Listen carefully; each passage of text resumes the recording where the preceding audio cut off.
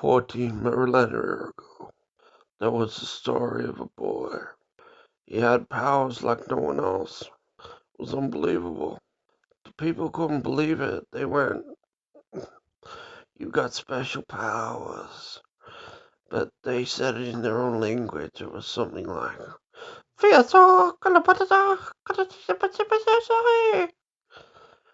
and it meant, "You have special powers." Now unbelievable. And he took his special powers into town. Everyone went, "Oh no, don't mess with that guy. He's got special powers." And no one did ever, except for this one guy with a mustache. His name was Crankle Barris. And we said to him, "Don't do it, don't do it."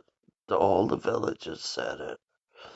But he did it and he messed with him. And then the guy with the special powers said, "Listen, guy, I could turn you into some sort of weird, freaky monster-like animal. But I won't because I don't use my powers that way." And then he got a loaf of bread and split it in half and said, "See, that's like the future. In the future we'll do it, but we'll split it a lot more times." And everyone knew this guy, and they didn't mess with the guy with special powers, except for that one bloke. But he'd learned his lesson, and everyone was happy. But then there was a rumbling in the east, and everyone knew it was coming. It was a showdown, and the guy with the special powers would have to become the ultimate fighting warrior in order to save all the villagers. But he was ready for the task. He took his mighty sword and slammed it into the dirt, and a great chasm opened up in the earth, and it was about 15 foot wide and about 666 kilometers wide. And then he whispered into the chasm and said, "If you come near us, we will chop off your mighty heads and make them not quite so mighty." And its whispers went down into the valley and went all the way along it.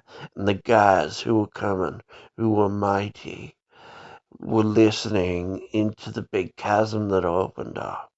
And they heard the words of the man who had the special powers.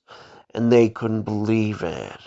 They couldn't believe that there was a man with special powers, and that he'd whispered all the way along the chasm, and that he even made the chasm happen in the first place. And they were shocked, but they knew they were mighty. And they knew they weren't going to be stopped by some sort of sorcerer child who didn't know that they were going to be the new rulers and didn't have enough respect to respect their place in the world. But he was ready to fight them with his powerful sword made by Coglibian. The guy who made the swords in the village was made out of Damascus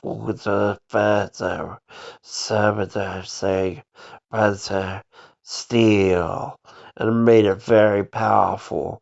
That means no matter how strong he threw his sword, it wouldn't break because it was so powerful, because of it was the metal it was made out of.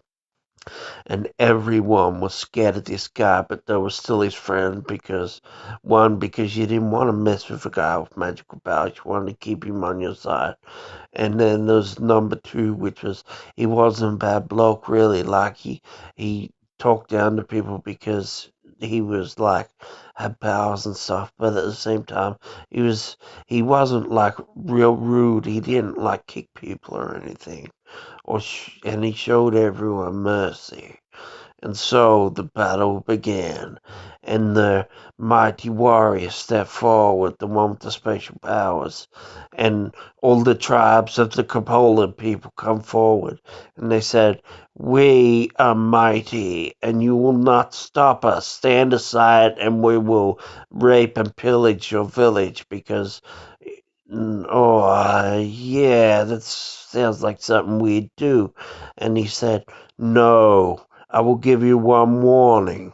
And then he took a feather out of his pocket, and he took the feather and he put it across his nose and sniffed it. And he went, spicy, like it had some sort of spice on it. And then he blew it into the air, and it drifted up, and all the eyes were on the feather, and they were all watching the feather as it floated up into the sky. And they didn't know it was going to happen. The only person that knew it was going to happen was the guy with special powers. And then was it got in the sky, pooh, lightning and explosion, amazing stuff. And it blew everyone's mind, and they went, "Well, we don't want to mess with this guy." But it was also like a bit of a party because it was getting on dusk. And then he said, "Let's just not fight. Let's just be friends."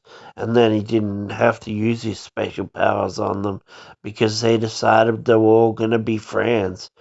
And they all were the best of friends. And it was great time for everyone. But then there was a rumbling in the bushes, and no one knew what the rumbling was.